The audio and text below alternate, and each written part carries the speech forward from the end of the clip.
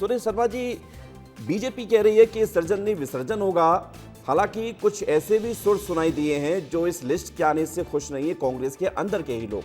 क्या दिक्कत परेशानी हो सकती है क्या?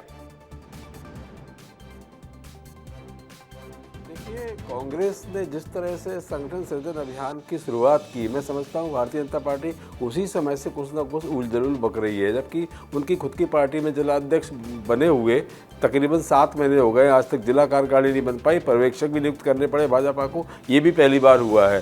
सच बात यह है कि कांग्रेस के संगठन सृजन अभियान के तहत जो जिलाध्यक्ष सामने आए हैं वो जमीनी स्तर पर इतनी ज़बरदस्त पकड़ रखते हैं कि 2028 के आने वाले विधानसभा चुनाव में भारतीय जनता पार्टी को अपनी जमीन खिसकती नजर आ रही है। घबराहट है, बेचैनी है। रहा सवाल कांग्रेस में, कांग्रेस नहीं किसी भी दल में हो कि जब कोई जिला अध्यक्ष या किसी तरह की कार्यकारिणी सामने आती है, कुछ कुछ चीज़ें तो होती हैं इधर उधर, लेकिन ऐसा नहीं है। माननीय जीतू पटवारी जी उन सब जो नाराज हैं, जो जिनका जिस पर चर्चा कर रहे हैं, निश्चित रूप से उनको भी कोई ना कोई। लेकिन सुरेश जी, सवाल ये है कि इस बार जिलाध्यक्ष पूर्व मंत्रियों को बना दिया गया, विधायकों को बना दिया गया। ऐसी इस तरह की सर्जरी अपने आप में पहली दफा, अगर हम कहें तो गलत नहीं होगा, पहली दफा ऐसा महसूस की जा रही है कि पूर्व मंत्रियों को, विधायकों को जिला अध्यक्ष बनाया जा रहा है। तो इसके पीछे की वजह क्या है?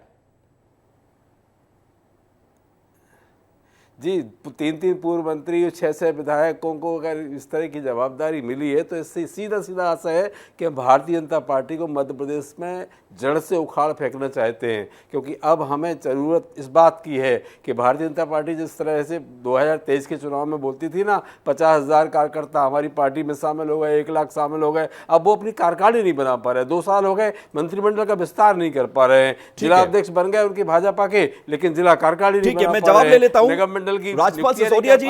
कुल मिला के ये कांग्रेस सीधे सीधे कह रही है कि आप अपना तो घर देखिए पहले, उसके बाद हमारे घर में आग झांकिए कि हमारे घर में क्या हो रहा है। और सीधे विवेक तनखा ने यह तक कह दिया है, मैंने नोट किया, उन्होंने कहा कि प्रदेश में बदलाव होगा, 3 साल बाद सरकार बनेगी, ये स्पेशल 71 से ये सब कुछ होने जा रहा है। ये कांग्रेस कह रही है डंके की चोट पे।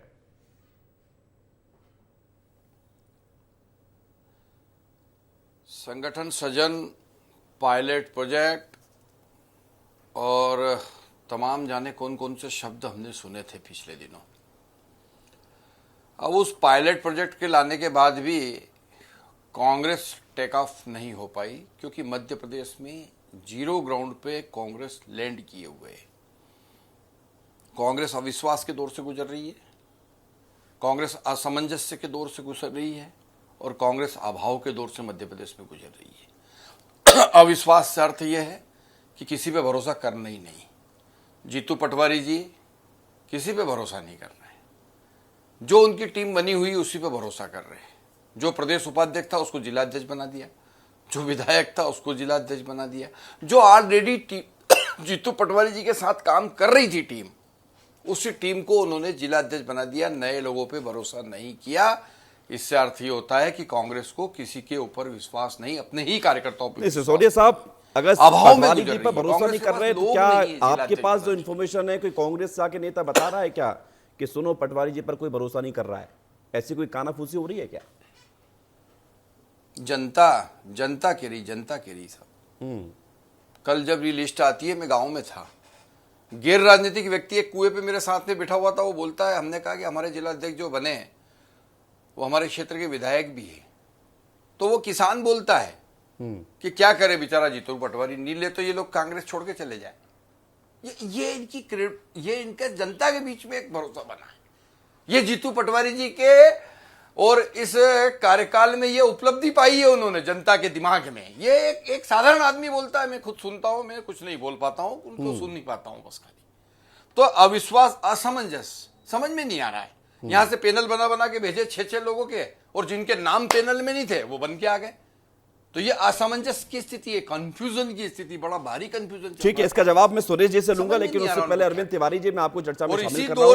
इसी दौर में 71 की सूची आ गई ना, इसमें महिला है, महिलाओं का कोई प्रतिनिधित्व नहीं। 71 में कम से कम 21 महिलाएं होना चाहिए थी 30% के हिसाब से। 4 महिलाएं खाली बात करते हैं, खाली कांग्रेस के लोग। कहां है महिलाओं का प्रतिनिधित्व? मैं आपके सवालों के जवाब लूंगा, लेकिन अरविंद तिवारी जी, 71 जिलाध्यक्षों की सूची से आप क्या संदेश कांग्रेस का महसूस कर पा रहे हैं? मैसेज जनता में क्या गया है, पार्टी में क्या गया है, विधायकों को, पूर्व मंत्रियों को जिलाध्यक्ष बनाकर कांग्रेस के अपने ही नेता अपनों को क्या मैसेज दे रहे हैं और इतना इससे क्या फायदा होगा? देखिए विवेक, जनता में इस सूची के आने के बाद जो चर्चा है और कांग्रेस के आम कार्यकर्ता में जो चर्चा, और खासकर इंदौर से चूंकि मैं वास्ता रखता हूं जी, तो मैं जो फीडबैक पब्लिक से है, जो कांग्रेस के कॉमन वर्कर से है, वो तो ये है कि संगठन सृजन के नाम पे जो पूरा ये तंत्र फैलाया गया था, उसका निष्कर्ष अंततः वही निकला जो पार्टी के नेताओं ने चाहा। मैं आपसे फिर स्पष्ट कर रहा हूं कि मैं इंदौर से वास्ता रखता हूं, तो इंदौर में जो फीडबैक है वो आपको बता रहा हूं जी। विपिन वानखेड़े इंदौर में जिलाध्यक्ष बनाए गए कांग्रेस के। विपिन वानखेड़े आगर से 3 चुनाव लड़ चुके हैं, एक बार विधायक रहे, 2 चुनाव हारे, NSUI के प्रदेश अध्यक्ष रहे और इंदौर से वास्ता रखते हैं केवल वो। संगठन सजन की जो पूरी कवायद चली थी उसमें कहीं भी विपिन वानखेड़े का नाम नहीं था, और विपिन वानखेड़े इंदौर जिले के अध्यक्ष बना दिए गए, जहां से वो कोई वास्ता ही नहीं रखते हैं। तो कांग्रेस का कार्यकर्ता तो हतप्रभ है कि आखिर ऐसा हुआ कैसे।